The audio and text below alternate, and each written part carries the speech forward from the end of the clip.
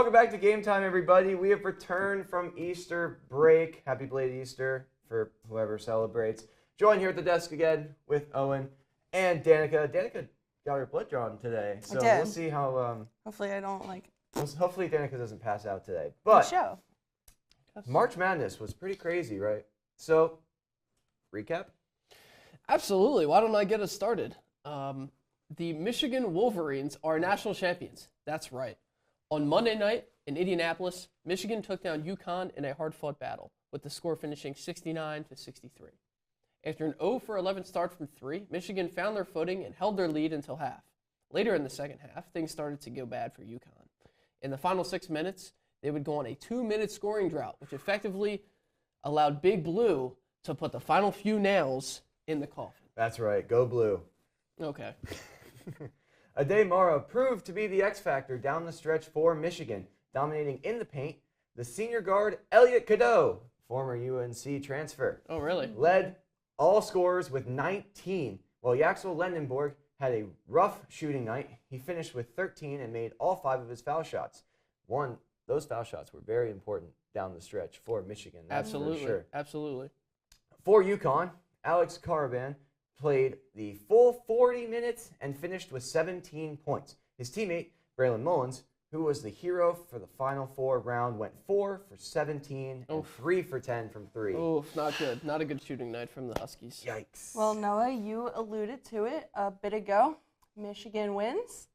Therefore, you win. Owen and I mistakenly took Duke all the way, who proved to once again choke in the tourney. Wow. Owen, you want to take this one away? Okay, fine. That's fine. I really managed to pick the team that previously had the 2 leading candidates for NBA Rookie of the Year and still couldn't get it done. Remember when they had Flagg and Knuppel? Well, Yeah. This is the same program that failed to make a Final Four with 3 top 10 picks on their squad. Yes. Do we remember who those were? R.J. Barrett, Zion Williamson, and, of course, Cam Reddish, who really just didn't pan out to anything in the NBA, surprisingly enough. It was very surprising. But, yes, I did not pay attention to the history books, and I got distracted by the Boozer Twins and the electric Duke Blue Devils. Played well, but unfortunately, it is March. Many a thing will happen. There weren't as many upsets this year, which kind of stunk. Texas was kind of like the only team that was really upsetting people. It's an SEC school. It doesn't count. But, what? Sure it does. Were you saying Iowa as a 9 seed from the Big Ten also counts? They had a couple upsets. Yeah, Big Ten was mogging. Big Ten was mogging nicely in this tournament. I'm not gonna lie, they were Jester maxing and all over the SEC for sure. So, well, too bad, because Go Blue, which means, like we said, I've won again. Once I saw Michigan's defense, you won the bracket. I wish I could the pull up the receipts bragging from rights. the very, very, very first night. Yeah, why is that? Because Noah texted me, I "I'm did done. My 37% bracket's busted. I'm never gonna win this tournament. It's hopeless." Yeah, I had hopeless after day one. one. I was To be fair, rooting hold on, for- to be yeah, fair. I was rooting for Arizona, so he wouldn't win. Yeah. To be fair, on day 1 I had a 37% bracket. I had a So 99% it was a rough bracket. first day. But Michigan wins. I saw their defense and how their defense was performing at the beginning of the year, and I couldn't not pick them. So thank God that they won. They had a lot of size compared to some of the other teams for sure. That also as well. But real quick, for those that do want to see at home, here are the final standings out of everybody. We'll get to those in a second. But Zach did finish in second because he had UConn. Yeah. The whole thing, and everybody else picked Duke. And was it Cameron or was it no? It was the other Boozer twin that threw it and they got tipped, and then the UConn deep three. That was insane. Yeah, that was a little bit ridiculous. I don't know what was going on there. I don't know why it was. Yeah, I don't know. Fishy, man. That was a weird ending for sure. But Duke let them back in, so that's on Duke. That's what they've been. That's what they kind of did the whole tournament, though. It felt like they were like, no, we're just gonna blow you out of the water now. They did that all year. They left things up for grabs all year, and then they would kind of finish you off in the last kind of couple minutes there. But I don't know, man. It's at the end of the day, college basketball is nearly impossible to predict. I mean, the coach said it himself. How about Houston choking again? Go ahead. Never mind. Hey, I got Illinois. I had Illinois going to the Final Yeah, I Four know, as I well. know. But that's like me and another- Irv were the only two that actually believed in Illinois this year. because they always seem to fall off as well. Yeah, I mean that's another thing. Like why? Like what was I doing? Like Milos Uzan and like who's the kid? Sharp. What's his name? I can't remember. Darren Sharp. I don't remember, but Tugler. Like all those guys, just so overrated. Like what am I doing? Like they don't win when the going gets tough, and I like had them going so far. I don't know. We love March. Yeah. We do love March. So let's kick it to the women's side. Yes. The women's tournament. I did well over there. But you never fully submitted it, so I guess we'll never know. That's true. That's true. I made the bracket on my computer and I didn't. Well, you guys knew I was riding UCLA. I told everybody to pick UCLA. We do have video confirmation that you did pick UCLA. This is true. The women's tournament naturally brought the drama.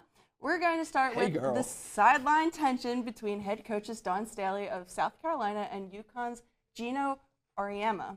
Soon after the scream-off, the UConn Huskies found themselves on the wrong end of an anticipated upset, missing a chance at the final and leaving a major hole in some brackets. Not long after, South Carolina followed, falling to 1 seed UCLA 79-51. Yeah. Meanwhile, let's look at the transfer portal real quick after this tournament, guys, because it is messy. The Tennessee Lady Vols pretty much occupy the whole darn thing. We're going to look at guard Jada Civil entering the transfer portal, and top recruit Olivia Edwards requested release from her commitment from the university. Now, with every returning player transferring out and seniors graduating, the program is now down to just one player for next season. How does that even happen? This comes after a tough year under the guidance of Kim Caldwell, where Tennessee finished 16-14, losing 8 straight to end the season and exiting the NCAA tournament in the first round, marking one of the program's most difficult stretches in recent history.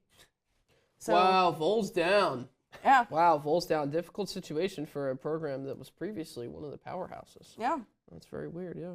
The transfer portal's getting out of hand, guys. It is. It is. It's getting out of hand. When things hit the fan, people are just quick to get out of there, and they know they're going to get paid somewhere else. So it's kind of like a no-brainer for a couple of these What girls. What shocks me is that they haven't released their head coach with Yeah. how they did.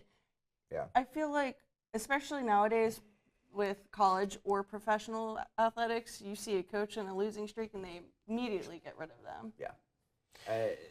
Is that the right thing to do, though? That's the question. Is the I just said, everywhere, it not just in does happen college. everywhere. if she's won there, you know what I mean, then maybe they're not going to be so quick to dispose her. And a lot of the times, when you have players committing and decommitting, it's not necessarily a knock against the coach or something that the coach said, because if the player already committed, then they've already shown that they have some trust a little bit in the program. But the winning and the losing, that's what matters. If you're losing games, then you're going to start to lose. Some players. So do you think this is a skill and a player issue and not actually a coaching issue? Tough to tell. I mean, eight in a row at the end of the season. Yeah, I mean, And then a first-round exit. I feel like it all comes together in the end. Like it takes both sides. Well, to NC State's good though. I think they lost to NC State. They're pretty good. But either way, though, like it takes everybody to win win a basketball game. Sorry, Wrong sport. I just finished playing a baseball game, but it's okay. One thing I do want to note, though, is how can you request release from a commitment? People do it all the time. But why word it like that? At that point, just say you decommitted. Yeah. Like, So I don't know. her you know what I mean? I don't know. There's Like, why do you have to fancy request for it? You Fancy just- words you for could less just do stuff. her it. statement to the public too was really funny. Like, a lot of it was like, I'm focusing on what's best for my future. That sounds. You're committed probably on a full ride. Yeah, that sounds exactly. What's best for your future? You're the number 2 recruit. What's best for your future? UCLA is what's Where best the for her. money is, obviously, right? Lauren Betts is going to go to the WNBA, and she's going to be really good, which is great because I've been a big fan of hers since the start. And we now have a situation where is there a new powerhouse? Is there a new, because UCLA women's basketball has always been very good. UCLA men's basketball used to be very good. Russell Westbrook, man. Oh! Triple. Good dude. The triple double king himself. But, maybe a lot of these players end up out in, Southern California. That'd be pretty cool to see. Yeah. Well, speaking of the future, what do we see the future for this basketball program on the women's side? Will they have a team next year? Tennessee? Yeah. Well, they're gonna find they'll people. find people. They'll find people. They'll find people. They will have a team. They're going to have to start forking out a lot of money to get any girl. Coming into the season, anybody will go toward the money. We've learned that. At the start of this season, they were one of the favorites. They were a top 10 team. So, if they're able to get that kind of recruiting one time, surely they can do it again. Bro, we saw something similar when James Franklin ended up leaving Penn State. He just took everybody, and they lost all their recruits. I feel like that also happens in college in general. Like, we've seen it before where a coach leaves, and then everybody follows that coach.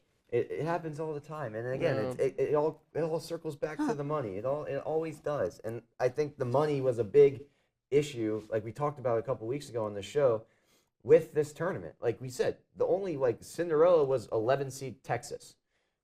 I mean, obviously High Point wins, but High Point always wins. You know what I mean? They always win their first game, and then they get bounced. Like, when are we going to finally see Cinderellas again?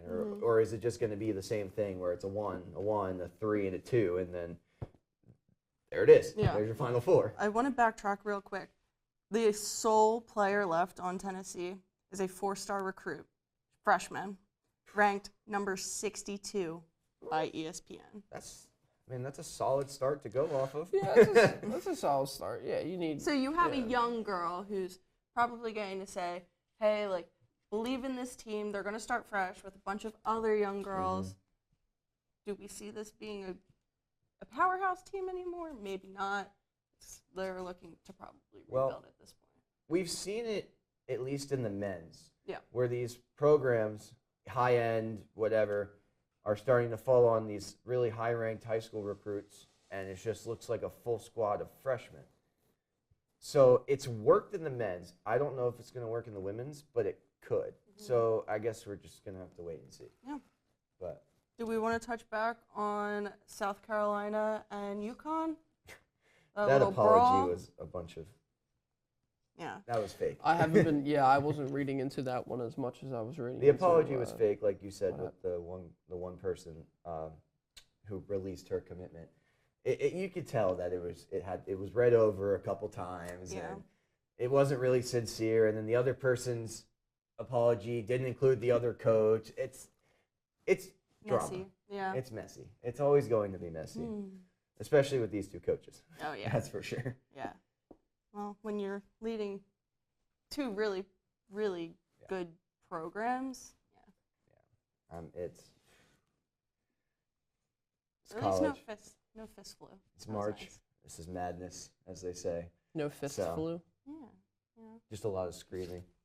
Oh, yeah. Oh, no fists flu. Okay. I was like, what did you say? No fist flu, yeah. I'm going to say the flu, illness. But I'm sick. I think that's enough March talk. Crazy March. We'll see what happens next year. I'll get it right again. Yeah, as we're filming this now, it is officially April. We are moving away from college basketball, college sports in general. We're just moving away, and we're moving into professional playoffs. We're gonna have NBA playoffs. We're gonna have NHL playoffs. Yep. And bro, the Masters are this week, so there are a lot of things to be excited about. Exactly. Game Time's gonna be covering a lot. This next episode. Can't wait. Yeah. But first, the NBA playoffs is approaching, but we have a concern in LA. Of course, we have to talk about LA because we're talking about the NBA. Of course. The Lakers were red hot right up until both Luka Doncic and Austin Reaves went down for the rest of the season, regular season. I'll note, regular season. They were on a 15-3 run before they fell to the Thunder, and then the Mavs in their last 2 games. Now, both players could return for the playoffs, but Doncic especially specifically going to Europe for special medical treatment. We all know how that goes in horse track overseas. So we will see if Luka will be able to come back. Austin Reaves, I think, has a less chance. I think Luka's injury is more severe, but he's getting the treatment. Austin Reaves is, and Owen will look that up.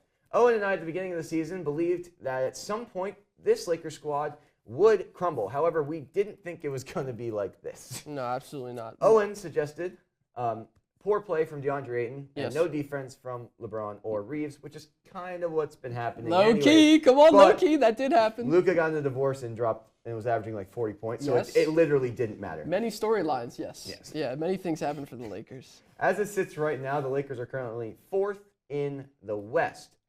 But with these 2 injuries and this 2-game skid, with the recent loss being to the Mavs, looked like a passing of the torch from LeBron James to Cooper Flagg. LeBron tried to do everything he could, 30 and 15, while Flagg went off for 48, 8, and 9. As a Mavs fan, I love this.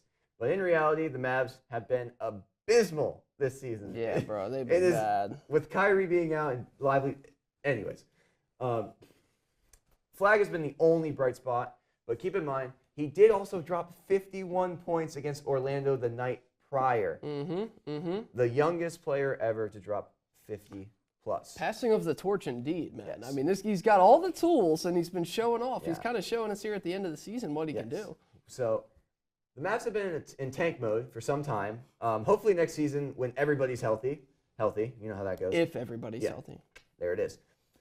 But do you think the future is looking bright with Flagg? And is it panic time for the Lakers? Or will they be able to pull it together come playoff time? I think it's definitely panic time for the Lakers. yeah, I 100%. don't think there's anything positive coming out of the Lakers the last couple weeks. You know what I mean? You talked about their 15-3 run, which was good, but then they have lost their last couple matchups, and they are playing the Thunder in about an hour, and I don't see them winning that game either. I'll be honest. No chance. So that's going to be another hit to morale. But the 2 injuries are huge. They already didn't have enough defense to do anything in the West. Yeah. Both of those players are scorers anyway. They're some of the lowest run rates on defense. I was looking at that list earlier today. The players that run the least on defense. Reaves is literally last. Like Really? I thought it'd be Luka. He Wow. runs the least. LeBron is ahead of Luka this year. Like Really? as far as Well, That's to be insane. fair, not moving on defense. to be fair, Yeah. context, Luka did drop what looks like about 40 pounds since Okay. he's gotten to LA. So Yeah, he's been working hard. yeah, he's definitely working been hard. he's definitely He's been been working going hard. through it with the woman at home. I mean, she took Yeah. his kids and his dog. We're not going to Yeah. go back on that. I think we talked about that To already. be fair, I mean that's usually what happens after most relationships end, right? Isn't the athlete that just goes off right after it happens? Well, and like those just, like, videos, yeah. you see them in the corner with the headphones on, like dialed in before the Precisely. next game. Yeah, exactly. So, Maybe, bro, maybe. It's a sad That's Luka situation. before bro. every game. It's a sad situation. what are your thoughts on the whole going to Europe to get treatment thing? Holy cow. Yeah, exactly that. What medical procedures he will be undergoing? Yeah. It won't be. Technically, I don't think it can be regulated. I don't think it's a question of what they have there that we don't have here. It's a question of what's allowed there versus what's not. allowed Yeah. here. Versus what's. Well, a lot of times Yeah. you got to remember if something's going to get you better, they just don't want you to do it here in America. So it's like Well, yeah, because there's maybe a lot maybe there are things he can do. Well, that's because there's a For lot. a Of, Sure. speedier well, recovery. we've seen there's a lot of there's a long term effect to it. That's why they hold back on the. But either way, the Lakers are screwed, man. He'll speed up his recovery. He'll be good for the rest of the season, and then And then in the long run, he's just gonna crumble again. We'll see. We'll see. see. Maybe. Either way- What is the long run? You know what I mean? Yeah, is he going to have true. another opportunity with LeBron James on his team and also Austin Well, Reaves and also it's Luka's team at this point. Yeah, let's be bro, honest. that's- after the trade. the future's looking bright with Mr. Flagg though. Yeah, of course. Is Derek, I mean, look is at the Derek guy. Lively going to play more than 40 games in a season? Is he going to be healthy next year? God, I hope so. I'm just gonna leave it at that. But Flagg, like you talked about, we've talked about this off air. The sports betting, it was Knuppel. Oh Once- yeah, it was yeah. Knuppel for a long time because he's the youngest. For rookie of the year. For rookie of the year, we're talking Yeah. rookie of the year. He has made a lot of 3-pointers, man. I think the most out of a rookie, I think- and some. I think right now he's at 262, which is the all-time franchise record for the Hornets. And he's slowly So, approaching yeah. the all-time record for that same thing. So both rookies are doing fantastic things. It's just the weather of. Oh, he's made the most for a rookie. Yeah? He broke that. Oh, okay, record. well then, yeah, he's made the most. Either for a way, rookie. both players have been playing out of their mind. So it's just a matter of time of who will who have a better game Yeah. next. Yeah. Like that's all it is right now. Yeah. Because the books were they had Con at over -300, and now last I looked, it was like Coop -150, Con +120 or something like that.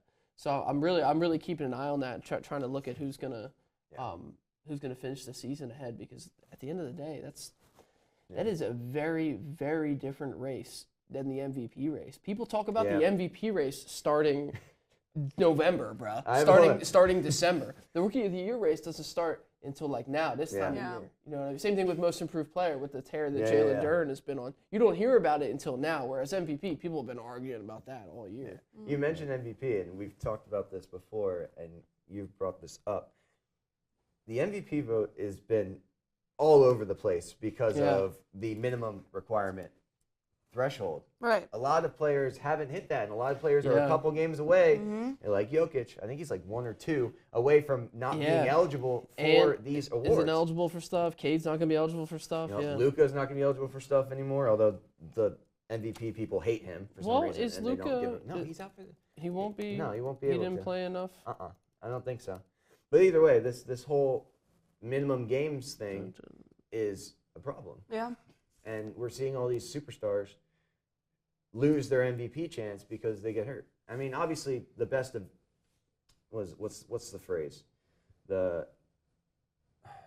Something about the most value is how available you are. Whatever. Oh, the best ability is availability. There it is. Which is, bro, that's also very true. People are going to be looking at that when they're looking at MVP stuff.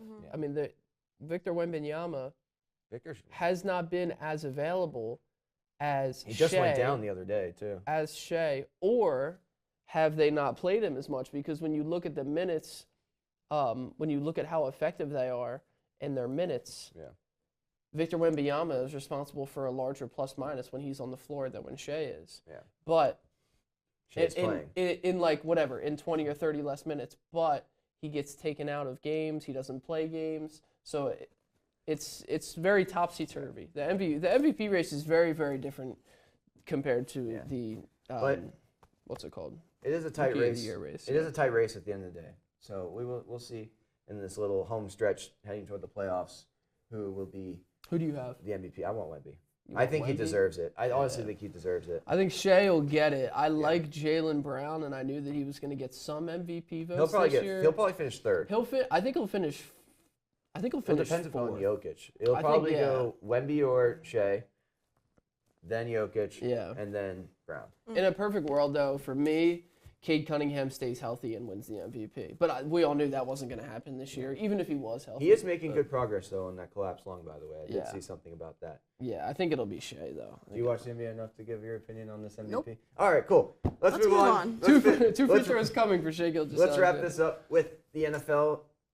This has been hilarious news that I wanted to bring up. Some new NFL news. Some money. Kirk Cousins has done it again, folks. That's right. Or should I say his agent. His agent's done it again. His agent has landed him a possible 5 years, $172 million contract with the Las Vegas Raiders. That's right. Gamble. Right now, it looks like he's going to have $20 million guaranteed this season, and he's going to have to earn the other $152 million. But who says that he won't figure out a way to make that guaranteed either? They've got a young QB in there. They got a new system, you know. Well, not yet. The draft doesn't happen. We don't know. But that's true, bro. I'm speaking in absolutes over here. To be fair, I did see something online that him and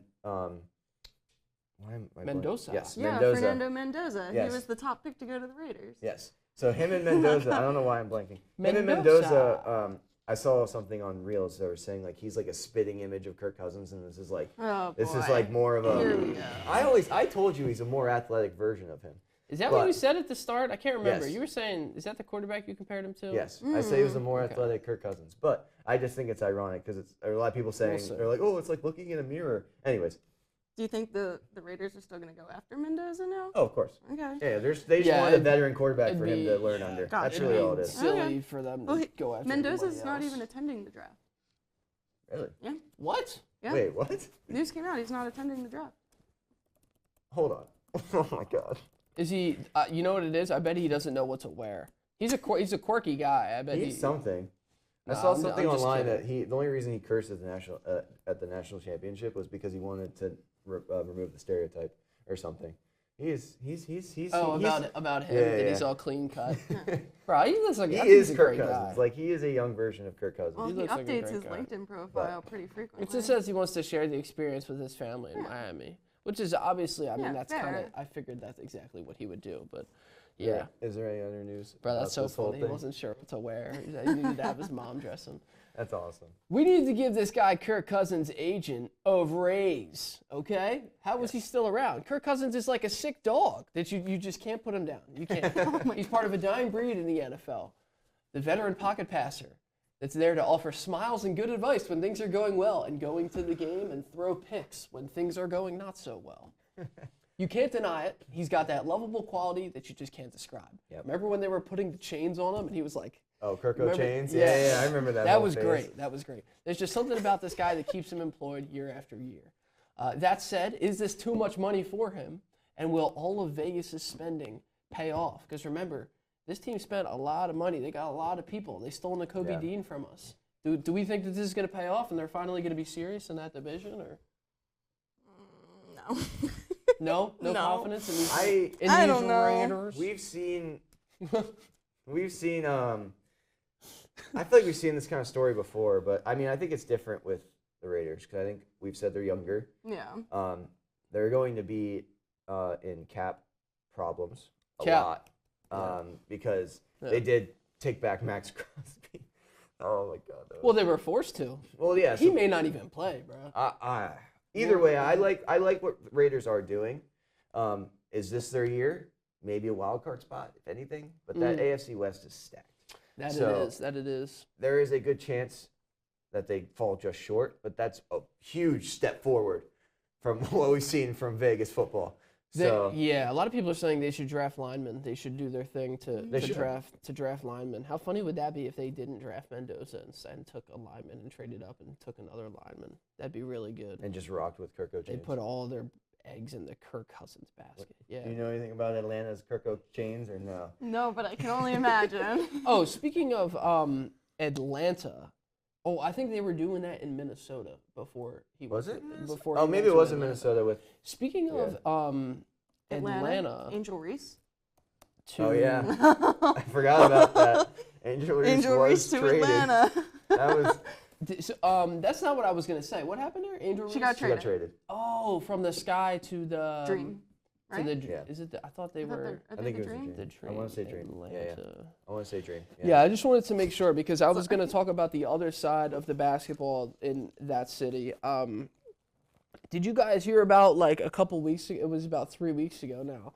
The Atlanta Hawks were going to have a special promotion night for a strip club. Did you guys hear about that? You don't remember that? Ah, man, I really, really, really wanted to talk about that when that first happened, but we didn't get around to it. And it is what it is. You can talk about it on your. Well, the news I just wanted to update everybody on is this has since been canceled and all of the plans have been disintegrated by now. I would hope so. But that was so good. That was so like story-wise, that was good. Like I wanted to throw that in because we never talked about that. If we're just throwing in random like stuff that's going on, the Flyers just won. They did win? Yes. Wow. So we're maximizing our playoff chances. That is Do you have any other sports news that you want to throw in? That is the Rangers are winning 3-2 currently right now against the Mariners. There was one other thing you wanted to add. Oh, that'll be at the end. Okay. It was just a quick little comment, but I think it's it's time to wrap this up. Time. So that'll do it for this episode of Game Time. All right. If you are interested in soccer content, then you should tune into 98.5 WNUW. Every Monday from 3 to 4, we're doing the kickoff. Luigi and I are doing the kickoff. And then also every Thursday, 9:30 to 10:30 in the morning, we're doing NFL, Thursday morning lineup. And then every Friday, I'm doing more NBA stuff, a little bit of everything, but more NBA stuff on Friday for the weekend kickstart. That's also 3 to 4. And on 98.5 for me, I'm doing DJ Padone alone for your after work commute from... What do I do? 5 to 7. Yeah, that's right. It just shows you how long it's been since you've done it. Haven't been on for a while. Bruh. You've been a little busy. Slacking. You've been a little busy. And if you want to hear more talk about the Flyers and all things Philly sports, make sure you are tuning into Around South Philly here on Neumedia's YouTube. Yes. And then Can't miss Around South Philly. True. Our last episode was a Wawa. I saw So that. don't spoil. Don't spoil. Don't Make spoil. sure you check that Don't out. spoil. Yes. And then we do a little show called Rise and Shine. Ooh. Yes. What's Rise that all and about? shine. Morning radio show. We're about 5 to 6, exhausted, We're seven. half asleep. Caffeinated. College kids. Half asleep. Talk about and whatever. caffeinated. Talk about I'm whatever always they highly want. caffeinated. Yes. We talk about literally anything. And sometimes everything we and try anything. new snacks. We do try new things. That is definitely true. Anyways, What's the best snack that you Shack tried? gummies. we did Shack gummies. Shack gummies are good, yo. That's good. Bro, his face of course is you on would like everything. Shack gummies. His face- what? I'm a Wawa guy, and that's where they sell them, I think. Yeah. So. I got mine at Dollar General. Not sponsored. All right. Oh, obviously not. Oh, I'm we're just not saying- done yet. I'm All saying right. It's delicious. That's all I'm saying. Okay. Do you want to go ahead and wrap it up? Yes. Have a great week, everybody. And O'Neal Cruz needs to be a DH. O'Neal Cruz.